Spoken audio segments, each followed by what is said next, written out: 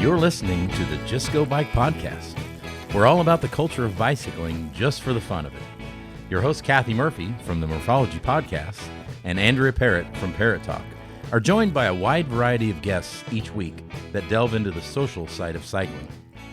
With tales from RAGBRAI Nation, come for the bikes, stay for the fun, and leave with a smile. And now, here are your hosts, Murph. Hey, that's me. And AP. And that's me. Well, hi, Murph. Well, hello, AP, and happy 300th episode. Woo, what an achievement. I agree. Can you believe we've made it this far? I mean, yes and no. It both seems like we've been podcasting for all time, and seems like it was only just yesterday when we began. Oh, I know. It is cool. And, technically there are a lot of episodes that we don't assign numbers to, so we're probably closer to 400 by now. But Don't give away our secrets. Okay, well, this is a pretty special episode, one of our most popular that we have each year. So do you want to introduce our guest? I would love to introduce our guest. Today we have with us Mr. Matt Phippen, Director of RAGBRAI. Hey, ladies. How are you? Hi, so glad to have you. And actually, we're here together in the same room. We are traveling across the state this week. Yeah. Yeah, it's been an awesome experience. We've been meeting with all the overnight towns of RAGBRAI 51, and it has been delightful to meet them all. Each community has been just a little bit different in its own special way, and we look forward to sharing some of that with you. Yeah. So, Matt, the route or the full route was just announced, correct? Yeah, we released it last Thursday. Obviously, it's one of those things where you're always nervous around it. We released the 8 overnight towns in January, and you kind of watch social media to see how it was received. We released all the pass-through towns, so all the dots that connect the big communities. And that again has been very well received. It is a southern route that obviously pushes people away because it does get harder. It does get hillier down here. But, definitely people are excited to get back on those roads and experience southern Iowa. We've got some real winners of pass-through towns this year. I can't wait. Let's talk about them today, I say. Yeah, and also let's talk about, you briefly mentioned hills.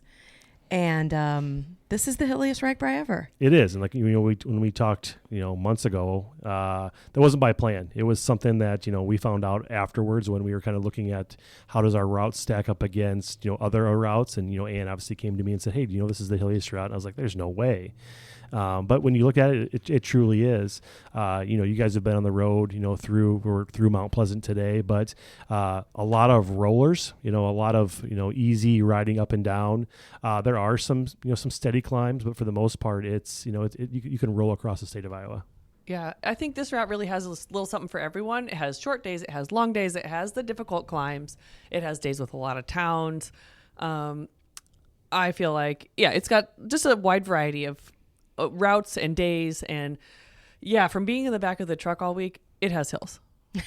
Yeah. Well, and definitely something else that's new is more gravel. Yeah, I'm a huge gravel guy. I love riding gravel. Each year we have a gravel day or gravel option, which, depending on where it's at, it's usually one county you travel through. So, basically with this route and how our gravel changes from the west side to the east side, I tried to find a way to implement options every single day that connect to the route. So, if you do love gravel, you will have, almost 52 miles for the total week of riding gravel. If you just want to, kind of get a taste of what it looks like as you're brand new to it, we will have sections, and, we can, as we get closer, we'll talk more about the gravel and which sections, if you are that novice rider, should take, because there are some pretty intense climbs and some pretty, epic gravel sections. But 7 days of gravel, so 7 sections. We'll have them obviously clearly marked. So you can, the ride will go one way and the gravel will split off the other. So there's no crossing traffic. It's easy to get off and get back on. But I think that's been very well received. I think people are excited to do gravel. When I became the director, going on 3 years ago, instantly I heard we need to do a full week of gravel, which is something that intrigues me a little bit. Yeah. But we're kind of working towards that right now. So 7 days of 7 options of gravel. And AP and I are traveling with you all week, so we get to kind of see a little taste of the route. And yesterday we did some gravel, and I don't know if this is actually on the route, so you'll tell me now, but we were on some level B roads. And for those people who maybe don't know road quality, Do you want to tell everyone what level B means? I'm so intrigued by level Bs because they're like the old school farm roads that the farmers took back in the day. They're not a whole lot of gravel; it's more just dirt. So if you do get rain, it turns into a muddy mess.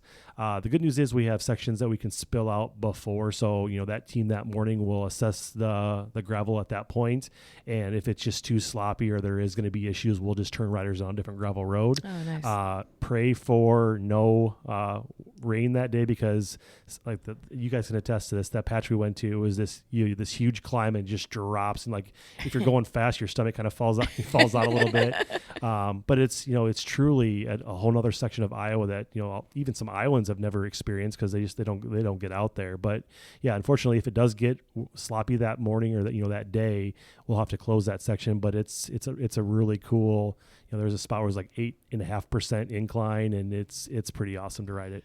It was really fun. Even just in the truck, we were like, ooh, we're at 2%, 3%, 4%. How much is it going to go? And it was epic, like you were saying. That's cool. Yeah, it's going to be truly special. And I literally was all like, there's no way. This is way steeper than 8%, but it's just, the mind over matter. Yeah, in a truck, it feels different. But when you're on that bike and you're out of your saddle and you're, at that massive angle, it's a grind for sure. Yeah. Well, let's deep dive into, we've done an episode which we'll share in the show notes about the 8 overnight towns. But now that you've announced all of the pass-through towns, let's do a deep dive into, starting at Glenwood and ending in Burlington. So Take a deep breath and you ready? Well, I'd like to say before we get started with it, some riders have asked us when will the GPS routes come out because they want to put them in their computer or their Wahoo or Garmin or whatever. But the ride with GPS files are not finalized until we do the pre-ride, correct? Correct. Yeah. So June 1st through the 8th, we'll ride our bikes across the state. Like I've been telling towns this week, I'm not going to touch a route until then, unless I get a phone call or something changes with a county or with a road.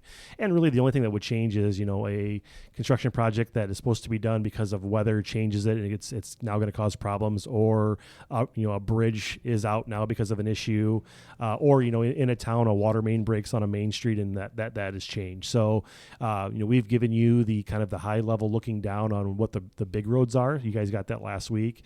So you can kind of see where we're going. We're kind of holding on all of the towns because they're planning now how are we going to get riders in, how are we going to get them out, and we don't want to cause them problems because they're getting phone calls, from a vendor standpoint. Hey, where am I going to be en route? Am I not en route? And we want to protect them as much as we can. But yeah, so June 1st through the 8th, we'll ride it.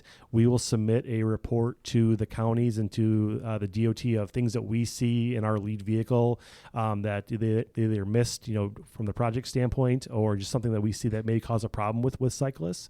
And then we will share that. So you'll be able to, as a cyclist, download a free Ride with GPS app. We'll have a link that will be on our Facebook pages and our socials that you can go to that and RSVP. It will give you full access to the route. So if something would change, you would see the change on your map. It also gives us a way to communicate. So if we need to make a note to you guys about something the day of, you'll get a message in your inbox that there is a change. And we'll do the same thing for the support drivers. So we did a support route, for all the drivers are driving the big buses and the cars to get across, and that support route is completely separated from the bike route. But we need, if you're a support driver and you're listening to this, we need you to stick to that. Last year we found we have a lot of support drivers that just, they know the back roads, they're smarter than us. They've been planning longer than us. They've been, all the above, right? And they're using Siri or Google to get them to spots. And then we're on a road with, a bunch of buses coming at bikes, and it's just not safe. So there's a reason why we create a support route. There's a reason why we keep it separated so it's safe. So if you are a support driver, make sure you download the Ride with GPS app. It gives you turn by turn, so it'll tell you turn right, turn left. And as long as you follow that, you're going to get to where we need you. Plus, it brings you into our communities where we have people waiting for you to tell you where to go. So, keep in mind, we're in some smaller communities this year, and there's only a couple ways to get in. So if you choose the wrong way, you're going to end up causing more problems for those riders, and for those teams that are trying to help get you to the places that you want to go. So if we all work together, if we all use the app and the processes that we put in place, I think we'll have a good RAGBRAI in these communities. But yeah, one bad apple comes into a town and now they're downtown trying to get turned around in a bus, and it just causes more problems. So we just need to kind of work together and use what we have to get you across. If we do that, I think we'll be in a good spot. So overall, the thing to look at is when you're looking at each day, you know, right now I'm looking at day 1 is 41.9 miles and 2,400 feet of climb. And if I'm hearing you right, Matt, you're saying, you know, there may be a change or two based on something that comes up. But as far as me training now, I mean, I should be training for 42 miles and 2,400 feet of climb. It's not like be training for hills. You're going to go from 2,400 feet of climb to 10 feet of climb. No, there's no way of adding extra road or taking a road out to making it a straighter shot. Yeah. You know, for the most part, what I really don't know yet is, and I've kind of plotted it just from what I think, but, you know, these smaller towns, you know, like Silver City, which we'll get to here in a little bit, there's only one way in and one way out. Oh, okay. So creating that route's super easy, but you may get into a Henderson where you have to kind of jog through a couple areas to get to their main street. And, you know, we found traveling across the state over the last, 3 years that their main street's not always their main street. So, you know, we'll wait. We meet with them next week. So we'll start talking through the plans. And from my perspective, what I do is I bring the ride to their backyard. These smaller communities tell us how they want to route through because they have their own projects and things that are going on. So they want to put riders on good roads. And sometimes that first road coming in may be the wrong road. So they're going to take you down a side street to bring in. They're only doing it because it's going to make the ride safe for you. It's not going to add terrible miles that day, but it's going to add maybe just a little bit here and there over the course of the entire week, routing down a different street. Yeah. But like you said, it's going to be for their fun. It's going to be for their enjoyment. And if you're prepared for the hills properly, then this is not going to be a problem for you. Exactly. Yeah. Yeah. Just before we dive in, we want to just mention the RAGBRAI Gives program, where we give back to the towns of RAGBRAI. So we're going to be talking about overnight towns, which is where we're camping overnight, and meeting towns, which is the place around the route each day where the vehicle route and the bike route meet, and is technically usually called our lunch town, although it would be maybe your second lunch at that point, depending, and our pass-through towns, which is all the different towns along the route that we're going to be talking about today, where we visit, and we come, we eat, we leave. So these overnight towns, we donate $50,000 each, which I think is really awesome. It's already being put to use to book bands and buy porta potties and things like that. For a meeting town, we give $10,000. And for a pasture town, we give $5,000. So it's a really awesome way that we can provide a little seed money to each of the towns, just to get them started and show our appreciation. Yeah, it's a big undertaking for some of these small towns, small towns that turn from a population of 200 to, 20,000 plus, whatever that looks like. We just can't expect them to just figure it out. We have to get them started and have to, give them some money to help process. I mean, porta potties is the first thing, right? So if you get behind on, raising money to buy porta potties, by the time you have your money raised, it's going to be slim pickings as far as what they can offer you. Yeah. So, we've the $50,000, those towns got those checks months ago, and they're already starting to work on things. We had our meeting with, the pasture towns last weekend. So if the pasture town was able to get their W-9 to us, they already have their check in hand before we've even met with them. We'll hand the rest of those out this next week when we travel. But just to be able to have that pressure kind of relieved of, okay, we have $5,000, we have $10,000 to spend, and, they're not having to pass the hat at church to raise money. It helps the process a little bit easier. And you can definitely tell that, when you walk in and they hear RAGBRAI's coming, they're excited, but then it's like, okay, how do we do this? where do we start? And, by handing them a check, you can just see there's a level of pressure that's relieved, because the first thing to think of is, how are we going to pay for this? Right. Yep. And, our 5,000 and our 10,000 will not cover all the expenses, but it just gives them that kind of shot in the arm to get them started so they can get rolling, because they will have bills that instantly they need to pay right away. And that money does help with that process. Yeah. It's pretty cool. We also have a give back portion of your registration. So when you register, you'll see there's a place where you could donate, or you're also welcome to buy our Boz Prints t-shirts, which we just released, which feature each of the 8 overnight towns of RAGBRAI. They're really cool designs. You can find them on the RAGBRAI website or on Boz Prints, and that's BOZZ website. And all the proceeds from those t-shirts will be evenly divided among the overnight towns. Yeah, we even picked, a different, not a town, but the Air Force as a way. Last year was Dream Team. This year it's Air Force, because they do so much for our ride and our riders that we want to try to find to raise money. And that's what I think is so cool about RAGBRAI Nation. We before we even announced the the overnight towns, people were donating because they knew the money's going to go back to a good spot. And then you release the towns and you see that it's going to be significant, divided up 9 ways.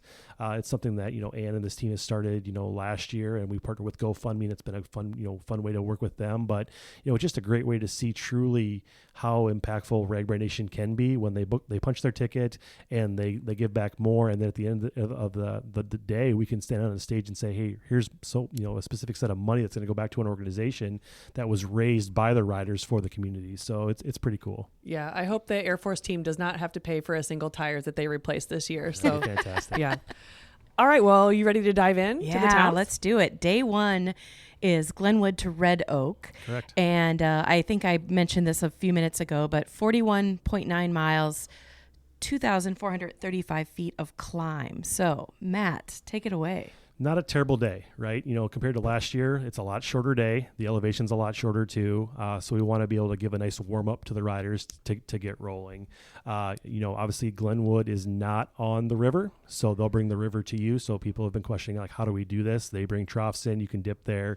The local team is trying to figure out how to create a couple, planned bike trips and bike routes to take riders out if they want to dip, because it is a little bit of a ways away. But yeah, that Sunday we'll get up super early and we'll be on the road. Glenwood to Silver City, which will be our first stop, our breakfast town, is about 8.8 miles. And let me set this up by saying this is a disclaimer: these mileages could change, these elevations could change. So when I tell you 8.8 today and it's 8.9 tomorrow, don't want to burn my house down because it's off just a little bit. I will consider it. But no, because we look at it, one thing we've seen on social media is, well, what's the distance between this town? Because they want to start plotting their days out, right? So I'm going to try to get you as close as I can. And the way I do it is I will plot from Glenwood Campground, RAGBRAI, Maine, to Red Oak Campground, Maine Campground. So, so if you're riding with RAGBRAI and you're taking our baggage trucks, you're going to know that one day is 41.9 miles. But if you explore a town, you're adding miles on. So, sure. The miles will fluctuate a little bit. We want to get as close as possible so exactly you got 1 mile left and you're almost there. But we'll do our best to constantly be updating those and go from there. But yeah, that first stretch, 589 feet of elevation gain, and there will be a section on that road that has a 7% grade. So you will definitely start seeing the hills right out of the first town. Well, and as experienced riders will know, we start in the Luss Hills, which are a famous geographical formation of hills that are very famous for this area. And Glenwood's theme is "Let's get it started, hill, yeah." So it's appropriate. Nice. So we'll be, after the RAGBRAI Expo, after everything in Glenwood, we'll be heading out to Silver City. It's going to be a pretty fun first day in Glenwood. I think they have a lot of good stuff planned for you. And Silver City will be ready for us too. They are an experienced bike town, as they're on the Wabash Trace bicycle trail. Mm-hmm, mm-hmm. And there's also a historical museum that we will talk about in future episodes that is well worth visiting. Okay, then we'll be on our way to Henderson, which is the meeting town for that day. Yeah. So we'll leave Silver City, 14 and a half miles to Henderson, 895 feet of gain in that little stretch. There will be another max grade of around 7% again. So, the hills are still going to be there for you. But yeah, we will have our meeting town there. Henderson is one of our smaller meeting towns, but they've done it before.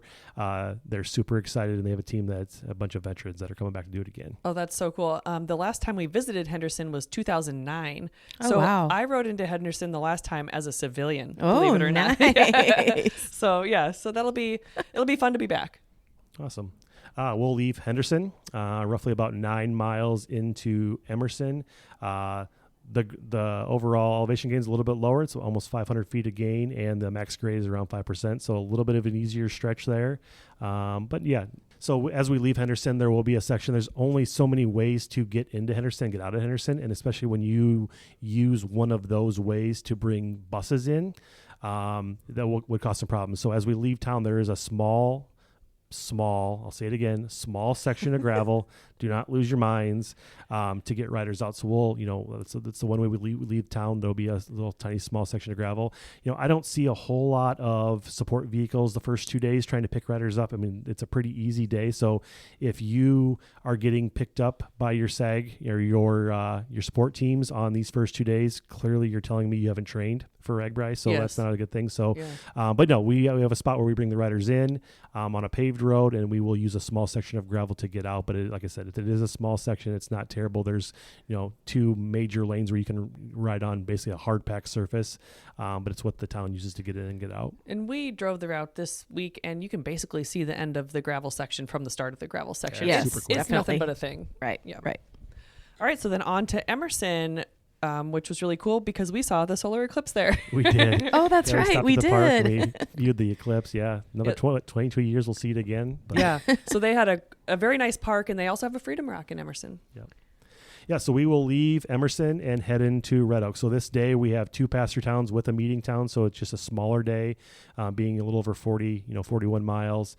Emerson to Red Oak is 9.6 miles. Elevation gains of about 523 feet with a max grade of 6.5. So that first day, your first grade, is around 7%. 7%, 5%, 6%. So it's not terrible, but there will be some sections where it'll get you out of your saddle and get your heart pumping. But looking at the average distance this day, it's about 10.5 miles between towns. So if you like to chunk your ride, to do every 10 miles is a pretty good way to get across. Yeah. That's how a lot of people train. Absolutely. 10 miles at a time. Yeah. That's great. And as we head into Red Oak, their theme is Pedal to the Pumpkin. And I will say, you can see their bright orange water tower as you approach on the bike route. Yeah, it's about 6 miles out. You start seeing the tower, and it's kind of deceptive. Like you think you're almost there, and it's 6 miles until you get there. So I always wonder, like, how you see a water tower on the horizon. How far away is it? Well, at least 6 miles. Yeah, at least 6 miles for this one. So And Red Oak does have a Freedom Rock as well. I don't know if you said that, but yeah, that's cool. They are known for having a large number of veterans and unfortunately casualties during the Civil War and World Wars. They also are known for their theme called Junction Days, where they have experience putting on large events for a lot of people. So they're going to be ready for us, and they're going to show us a good time in Red Oak. So day 2 in general is about the same, 40.7 miles, but a little bit less climb, 1,702 feet of climb. So let's hear it, Matt. Yeah, so if you are a new rider or new to RAGBRAI, this is the one day that most people are going to have their eyes on because the mileage is easy and the elevation's not terrible. 1,700 feet of climb, a little over 40 miles. This day really mirrors, day 1 with the amount of towns and, the meeting town. So we'll pass through 2 towns and we'll meet in, obviously, Griswold for the meeting town. But we will leave Red Oak early in the morning. It's about a 12.5 mile stretch into Elliott, 486 feet of climb. And, this grade is 3.3. So compared to the day before, it was 7. This is 3.3. So a lot less hills to be climbing from Red Oak to Atlantic. But, it's an easier stretch. A lot of very flat sections where you can kind of just view the surroundings, but easy first little stretch into Elliott. And the theme of the day is Hometown Pride Jersey Day. So wear your jersey that represents the town that you're from or what you would consider your hometown on that day. Our first town of the day is Elliott, and it will be our first time in Elliott. Ooh. Yeah, we have a lot of first-time towns this year, so it's kind of cool to. They're obviously super excited, but yeah, to get into those first-time towns, and that was kind of my goal, early on, which was, how many towns can we get into over the course of my, my time here that had never hosted before. So we've knocked some big ones off this year. Yeah. So we will leave Elliott and head to Griswold, which is the meeting town, 7.4 miles, 183 feet of climb, so flat as a pancake for the most part. Max grade is 2.4%, but yeah, riders will be able to be picked up or dropped off in Griswold. And they have a beautiful city park in Griswold. Yes, they can do. say from experience. So it'll be a nice meeting town for us. Our last pasture town will be Lewis, so we'll leave Griswold, 7.5 miles, 275 feet of elevation gain, 3.4% max grade, so another pretty easy section. And like I said, Lewis will be the last pass through before we leave and go to Atlantic. And AP, you have to tell the fun fact about this town. Well, I have 2 fun facts for Lewis. One, home of Edwin Perkins, the inventor of Kool-Aid. Kool-Aid! Kool-Aid. So if we don't see Mr. Kool-Aid there, I'll be a little bit disappointed. But Lewis is also home to a National Historic Landmark, the Hitchcock House, which was a stop on the Underground Railroad. So Very cool. we have a couple different towns that hosted Underground Railroad stops, and it's just a really neat piece of history that we'll be experiencing. Yep. So we'll leave Lewis 765 feet of climb. So this will be the most elevation gain going into Atlantic, 4% max grade, but it's another 13 and a half miles to get to Atlantic. Very similar to the first day, 10 miles between towns. So easily chunkable across the day 2. Yeah, so we're going to be enjoying Atlantic. They got their name after a coin toss, which determined whether it should be named after the Atlantic Ocean or the Pacific Ocean. And I think we can tell how the coin toss turned out. That's right. That's an interesting fact. Yeah, so there you go. Atlantic's theme is going to be Atlantic Palooza. So they'll have some fun entertainment for us there. The subtitle to their theme is technically it's all downhill from here, because if you look at the elevation map, it is down from there. So I don't know if I really believe them, but that is going to be their theme. And their band is going to be my friend and yours, the Pork Tornadoes. The Pork Tornadoes. I love that band. Yeah. So it's truly going to be a celebration. It's going to be really fun. And Atlantic's another overnight town that has experience putting on festivals because they have cola days. Atlantic is the home of the Coca-Cola bottling plant, and they always have a big festival called Cola Days. Okay. So get a good night's sleep because day 3 is going to be Hilly. it's going to be fun. It's going to be a little hilly. Yeah. Right now it's at 82 miles with, are you ready? 4,519 feet of climb. And if we were in Colorado, that would just be one mountain climb. Pretty much. But we're in Iowa. Yeah. And I will say before everyone, gets into the city by city or town by town, this day was beautiful. Like every time we would get to the top of a hill, I can't wait till it's the end of July when everything's green and beautiful and all the crops are in, because it's going to be one of those deals where maybe you're stopping on the side of the road to catch your breath, but you're also going to take some photos. Yeah, I can't believe how green and beautiful it is already, just with the weather we've been having in Iowa. But yeah, to have the trees all full and, to have the fields kind of starting to thrive a little bit, I think is really cool. But yeah, this day is nothing to joke about. It's going to be the hilliest day on RAGBRAI. 4,500 feet to climb, and the mileage is going to, cause riders to ride a little bit slower that day and, have their heart beating a little bit, faster. But yeah, we'll leave Atlantic 7.8 miles into our first town, which is Wyoda, 486 feet to climb. Max grade there is 5.5. But yeah, kind of a nice little warm-up stretch because it will start getting hilly after that. Yeah, and this day on RAGBRAI is College Jersey Day, so I expect to see fewer Hawkeyes in the sag wagons than any other college. It's a mandatory. You can't ride a sag if you're a Hawk fan. Exactly. So we start in Wyoda, and Wyoda is known for their steakhouse, which I don't know if it'll be open on RAGBRAI or not. We'll find out on the pre-ride, but yeah, I think so, and that's one of the first things I heard when we talked about Wyoda is they got amazing steaks there. So hopefully they have some steaks on the grill for us. I mean, I would take one at 6 a.m. or 7 a.m. or whatever. So, yeah. And then we're on to Cumberland. Yeah. So we'll leave Wyoda, 10.6 miles into Cumberland, 570 feet of gain in that stretch. There will be a max grade of 6.2. So like I said, the hills are starting to come for sure.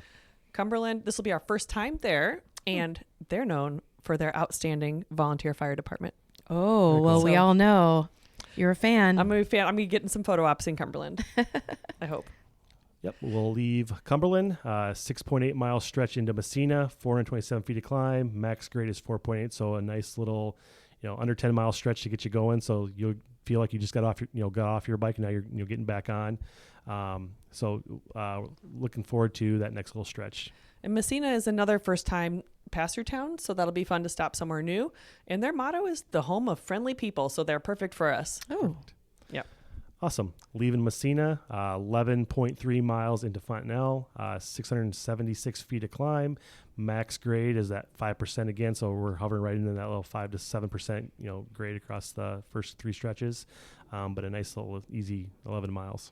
This route in general is classic why we have RAGBRAI in Iowa, because you have the towns. Well, you didn't put the towns where they are, but they're spaced so nicely. They are. Yeah. Yep. So we will leave Fontenelle. This is going to be a super easy stretch, 5.5 miles until our meeting town, but 340 feet of climb. Max grade is 5.9%, but a 5-mile stretch is going to be really, really easy for riders. And then they have time to hang out and relax in Greenfield. Greenfield is a little bit larger town than some of our other ones we've been to on this route. They have a unique, beautiful town square. They have 4 places on the National Register of Historic Places, which I'll go into at another time. They have a Freedom Rock, and they're home to the Iowa Aviation Museum. So they got a lot going on, and they also have quite a few famous people that come from there, and I will talk them on a different episode. But just they got a lot going on in Greenfield, and they're ready to welcome us. Also, they're home to Dixon Novi, who coordinates the Quad City Bike Club RAGBRAI team charter, so that'll be fun. Very good. So leaving Greenfield, we'll have a 9.2 mile stretch into Orient, 464 feet of elevation in that little section, max grade 4.6. So not a terrible little 10 miles. Orient will be another town. And I also noticed a lot of wind turbines in this area, which if you're not used to that, in Iowa, we see them a lot, especially if you travel on the main Interstate 80. There's a big, huge area of them, but they are massive. Yeah, they're huge, and you really don't realize how big they are until one goes by you on a trailer on the interstate. And it just keeps going and going. Yeah. And well, going. just a part of one. Yeah, just one of the blades. You know? I mean, it's just crazy, but yeah, they are big. But yeah, you'll see a lot of turbines across this stretch. And Orient is home to the Pumpkin Days Festival. So shout out to our friend and narrator, Pumpkin. Awesome. Leaving Orient, 12.8 miles into Maxburg, 807 feet of elevation gain. So I think this is the most elevation stretch that we have on this day. Max grade of 6.2, but it'll take us into Maxburg. Maxburg is known because it was the home to Glenn Martin, who's famous because he was half of the now famous Lockheed Martin aviation company. Yeah. So leaving Maxburg, this will be the longest stretch of the day at 18 miles, max grade of 5.9%. I'm going to warn you now, you get really, really close to Winterset, and it's basically super, super flat, and you feel like you're almost there, and then you turn a corner, and it goes straight up. So don't be cursing my name as you're climbing that last big hill, but there is one last big hill that will take you to Winterset. So at the end of the day. Yeah, you suck. I wrote down epic windy hill. It just it goes on and it turns right, and it goes on and it turns left, and it goes on and it turns right, and finally you see civilization at the top of the hill. But yeah, it is a long grind, but it will be the last hill of the day. And appropriately, Winterset's theme is hilliest of the hilliest. So they told you. And their entertainment will be Not Quite Brothers, so RAGBRAI favorites. That's right. So this day, like we said earlier, 82 miles, 4,500 plus feet of climb. The really cool thing is the average distance between towns is 10.3 miles. Oh, wow. So you can easily chunk this day and make it every 10 miles. So we're excited about that. I'm assuming people who are familiar with Iowa, when you hear the word Winterset, you think of covered bridges. Yes, and we did get a chance to see one on our trip this week, so it was pretty neat. Yeah. They're also home to John Wayne, so that's also a little famous. And the National Quilt Museum, for those of you out there who like quilting. So Winterset's got a lot going on, and then we'll head out on to our Wednesday, which is another beefy day, and it's also a RAGBRAI Jersey Day. Oh, okay. I think this would be a good time. What do you think, AP? We should maybe put a halt to this episode and maybe start fresh with the second half of the week. I got to stretch my legs, drink a little more coffee, and let's get back to it. All right. Thanks, Matt. We'll be back with you next week. Thanks, ladies.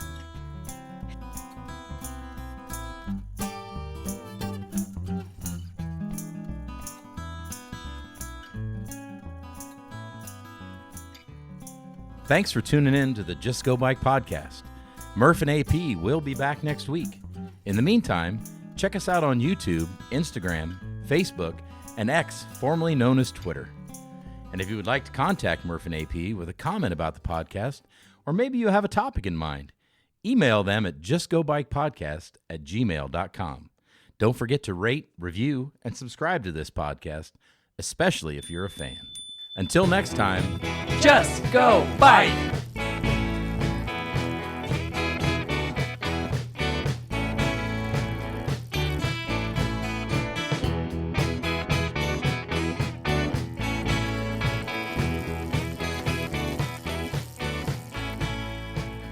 Theme song by Ryan Steer. Logo by Suzanne Milosevic. Produced by Kathy Murphy. Social media by Andrea Parrott. Intro by Pumpkin. Until next time, just go bike.